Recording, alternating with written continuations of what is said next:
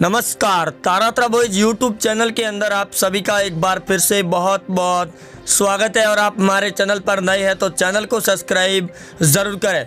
पश्चिम बंगाल के विधानसभा चुनाव की 292 सीटों पर सत्ता परिवर्तन की रिपोर्ट और एबीपी न्यूज़ के सबसे बड़े महा ओपिनियन पोल सर्वे ने नतीजों से पहले बड़ा ही फेरबदल कर दिया है। सट्टा बाजार की रिपोर्ट ने भी बंगाल के अंदर टीएमसी पार्टी को पूरी तरीके से लताड़ कर रख दिया है, तो वहीं एबीपी न्यूज़ से लगाकर सी वोटर और सीएनएक्स के ओपिनियन पोल और एग्जिट पोल के मुताबिक बंगाल के अंदर पहली बार बीजेपी की सरकार बनती हुई नजर आ रही है। बंगाल के अंदर ममता बनर्जी की सत्ता परिवर्तन का सबसे बड़ा मास्टर स्ट्रोक के द्वारा कितनी सीटें दी जा रही है, बंगाल के अंदर टीएमसी पार्टी को कितनी सीटें मिलेगी बीजेपी पार्टी को, आज इस वीडियो के अंदर एक एक सीट के बारे में पूरी तरीके से बात करेंगे। आप वीडियो के एंड तक ज़रूर बने रहे क्योंकि ममता दीदी की पूरी तरीके से कुर्सी हिल चुकी है और इस्तीफा भी तैयार कर लिया है दीदी ने।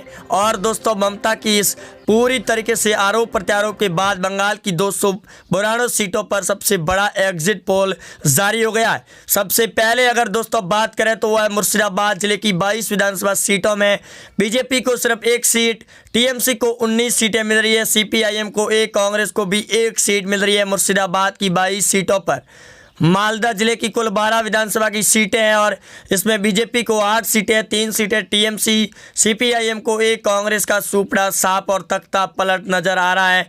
कोलकाता जिले की 11 विधानसभा सीटों में बीजेपी को 7 सीटें, टीएमसी को 2, सीपीआईएम एक, कांग्रेस के खाते में भी 1 सीट जा रही है, अन्य को 0 सीटें मिलती हुई नजर आ रही है। आगे दोस्तों अगर बात करें बीरभूम की 11 विधानसभा सीटों में बीजेपी पार्टी ने 11 की 11 सीटों पर कब्जा जमा लिया है। बंगाल के नतीजों से आए एक दिन पहले के ओपिनियन पोल के मुताबिक नदिया जिले की 15 विधानसभा सीटें हैं जिसमें बीजेपी को 5 सीटें, टीएमसी को 10 सीटें दी गई है। आगे पश्चिमी मेदिनीपुर जिले की 15 सीटों में बीजेपी 4 सीटें, टीएमसी 10, सीपीआईएम को 1 सीट मिल रही है। पश्चिमी अगर बात करें दक्षिण 24 परगना की तो यहाँ पर 31 सीटों में बीजेपी 18 सीटें, टीएमसी 10, सीपीआईएम 1, कांग्रेस के खाते में भी 1 और अन्य के खाते में भी 1 सीट खाता खुलता हुआ नजर आ रहा है। उत्तर दिनाजपुर की 9 विधानसभा की सीटें हैं, 9 की 9 बीजेपी के खाते में जा रही है उत्तर दिनाजपुर में हिंदू वोटर ज़्यादा होने की वजह से। वही दोस्तों कूच बिहार जिले की भी 8 सीटें जा रही है जहां मतुआ समाज के एक साथ 8 सीटें बीजेपी के खाते में एग्जिट पोल ने जारी कर दी है। पुरुलिया जिले की 9 विधानसभा सीटें हैं, मुस्लिम बहुमूल्य क्षेत्र से भरपूर सीटों में टीएमसी को 8 सीटें, बीजेपी को सिर्फ 1 सीट का सामना होता हुआ नजर आ रहा है। पूर्व मेदिनीपुर जिले की 16 विधानसभा सीटों में टीएमसी 6 सीटें, बीजेपी 9, सीपीआईएम 1, कांग्रेस को 0, अन्य को भी 0, 127 सीटों में लगातार उलटफेर मचा हुआ है। वहीं बांकुड़ा जिले की 13 विधानसभा सीटों में बीजेपी 9, टीएमसी 2 सीटें, 140 में टीएमसी 42, बीजेपी 89 पर पहुंच चुकी है।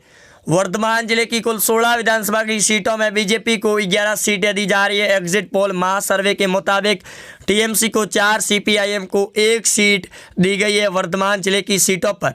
हावड़ा जिले की 17 विधानसभा सीटों में 15 बीजेपी को 2, टीएमसी को 218 सीटों में बीजेपी 135 पर है, टीएमसी 70, सीपीआईएम 8 पर है। हावड़ा के बाद में हुगली जिले की 18 विधानसभा सीटों में बीजेपी अकेली 14 सीटें, टीएमसी 3, कांग्रेस के खाते में 1 सीट, 236 सीटों पर बीजेपी 150, टीएमसी 73 पर है। आगे अगर बात करें दोस्तों वो है पश्चिमी वर्धमान जिले की 9 सीटों पर बीजेपी को 7 सीटें, टीएमसी को 2 सीटें मिल रही है, 75 पर टीएमसी, 156 पर बीजेपी। दक्षिण दिनाजपुर जिले की 6 विधानसभा सीटों में दोनों ही पार्टियों को 3-3 सीटें दी जा रही है। बंगाल की 292 सीटों पर 1 सीट कलिपौज की बीजेपी के खाते में जाने नजर आ रही है। उसके बाद अगर बात करें झारग्राम जिले की 4 सीटों में जो बीजेपी के खाते में सीधे तौर पर जा रही है। वहीं दोस्तों अगर झारग्राम के बाद में बात करें अलीपुरद्वार की, जहाँ बीजेपी को 3 सीटें, टीएमसी को 2 सीटें मिलती हुई नजर आ रही है।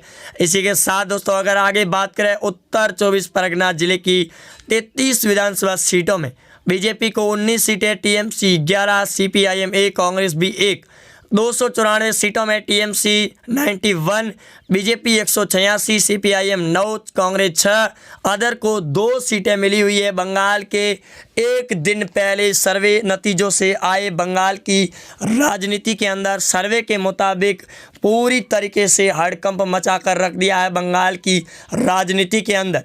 ममता दीदी के नेताओं में बड़ा हड़कंप मचा हुआ है और सुबह से पहले ही बड़ी अपडेट लगातार सामने आ रही है कि ममता दीदी ने ये बड़ा आरोप लगाते हुए कहा है कि बंगाल के चुनाव इलेक्शन बोर्ड और बीजेपी की मिली गांठ जोड़ के बाद ईवीएम मशीनों को हैक किया गया है। ममता दीदी ने चेतावनी भी देते हुए कहा कि अगर दम है तो बंगाल के अंदर एक बार फिर 294 सीटों पर चुनाव करवाए जाए, वो भी बैलेट पेपर पर।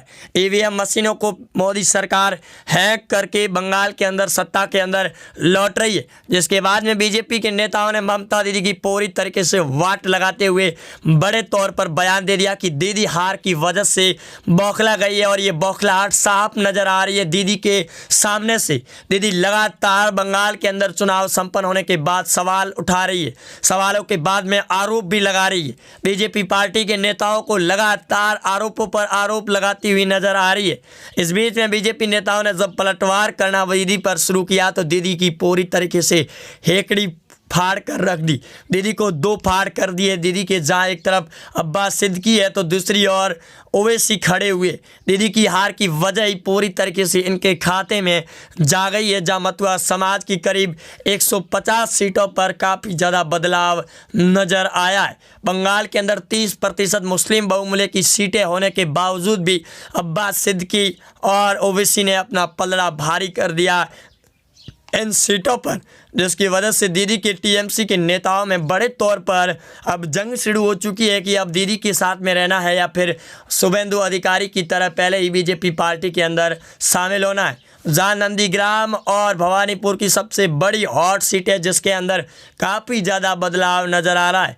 भवानीपुर की सीट पर ममता दीदी के प्रत्याशी को हार का मुंह देखना पड़ रहा है, तो वहीं वोटों के अनुसार सट्टा बाजार की रिपोर्ट ने आंकड़े जारी करते हुए बंगाल का रुझान दिया है कि इन रिपोर्ट के ऊपर भवानीपुर और नंदीग्राम की सीट पर बीजेपी का दबदबा दिखाई दे रहा है। यानी कि एग्जिट पोल के मुताबिक नंदीग्राम की सीट पर 73,000 वोटिंग से शुभेंदु अधिकारी दीदी को फाड़ रहे हैं। तो दूसरी ओर भवानीपुर की सीट जो ममता दीदी का सबसे बड़ा गढ़ है, उस सीट पर बीजेपी के प्रत्याशी और ममता दीदी के प्रत्याशी के बीच में करीब 10,000 की टक्कर दिखाई दे रही है। आगे पीछे दोनों ही पार्टियों के नेताओं में बढ़ोतरी नजर आ रही है। सट्टा बाजार की रिपोर्ट के मुताबिक राष्ट्रीय फलोदी सट्टा बाजार ने 292 सीटों पर सर्वे जारी करते हुए बड़े तौर पर बयान भी दिया था कि बंगाल के अंदर हुई सत्ता परिवर्तन का अब समय आ चुका है लौटने का बीजेपी की पहली बार सत्ता में। वही दोस्तों आपको बता दें कि आज हम भी इतने ही दुखी है जितने पूरे देश के अंदर आज एक शौक की लहर चल पड़ी है। आज तक इंडिया न्यूज़ के सबसे बड़े चैनल आज तक के एंकर और जर्नलिस्ट रोहित सरदाना सर को श्रद्धांजलि दे। एक सेकंड के लिए आप हमें कमेंट बॉक्स में ज़रूर लिखें, क्योंकि रोहित सरदाना कल हमारे बीच में नहीं रहे। उसके बाद में लगातार पूरे देश के अंदर एक दुखों का पहाड़ भी टूट पड़ा था, जहां आपको बता दें कि पीएम मोदी, गृह मंत्री अमित शाह से लगाकर कई बड़े नेताओं से लगाकर सीएम योगी आदित्यनाथ ने भी एक दुख जताते हुए संवेदना भी व्यक्त की है रोहित सरदाना को लेकर। यहां तक कि आज तक के कई बड़े पत्रकार लाइव शो के दौरान भी रोते हुए नज़र आ रहे थे और पूरे देश के अंदर एक बड़ा ही क्षति हुई है, जो पूरे देश के लिए एक संवेदना व्यक्त करने की भी बात है। रोहित सरदाना एक कम समय के अंदर उनको एक बड़ी उपाधि हासिल भी कर चुके थे। वही उन्होंने आपको बता दें कि दंगल शो के अंदर रोहित सरदाना लगातार बंगाल के चुनाव पर भी कवरेज कर रहे थे, जिस दौरान ममता दीदी के द्वारा चंडी का पाठ पढ़कर नंदीग्राम की सीट पर अपना पर्चा भरा गया था। उस समय भी जय श्री राम के नारे लगे थे, जिसके सवाल उठाए थे रोहित सरदाना ने।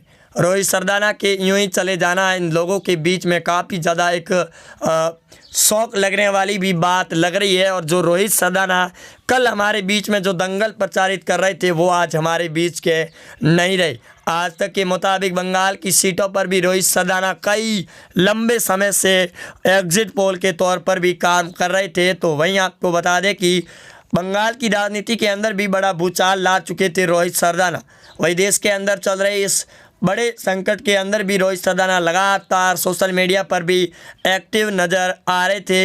इसके बाद में बंगाल की राजनीति में ममता दीदी की लाइव डिबेट शो के अंदर भी वाट लगा कर रख दी थी रोहित सरदाना ने। यहाँ तक कि रोहित सरदाना खोलकर सामने से बात करते थे, जिसकी वजह से काफ़ी ज़्यादा अदर पार्टी के नेता रोहित सरदाना के सामने टक्कर भी नहीं ले पाते थे। बंगाल के चुनाव में रोहित सरदाना के एग्जिट पोल के अनुसार अगर दोस्तों बात करें तो बीजेपी को 173 सीटें दी जा रही है, टीएमसी को 113 सीटें हैं, सीपीआईएम को 8 सीटें, कांग्रेस के खाते में 5 सीटें जाती दिखाई दे रही है। तो वहीं आज तक और एबीपी न्यूज़ से लगाकर सी वोटर के सर्वे ने बंगाल की राजनीति में आए भूचाल के अंदर बड़ा फेरबदल भी कर लिया है। चुनावी नतीजों से एक दिन पहले आज 1 मई हो चुका है और बंगाल की सियासी राजनीति के अंदर कल सुबह से बड़े नतीजे आने शुरू हो जाएंगे राजनीतिक सरगर्मियों के बीच में। इस बीच में बंगाल की राजनीति को लेकर काफ़ी ज़्यादा दबदबा कायम होता हुआ नज़र आ रहा है। इस वजह से बंगाल के अंदर बीजेपी पार्टी पहली बार सत्ता के अंदर लौट रही है। भाई आप जुड़े रहेंगे हमारे साथ में, चैनल को सब्सक्राइब ज़रूर करें क्योंकि आज शाम को फिर लाएंगे सबसे बड़ा ओपिनियन पोल। जय हिंद।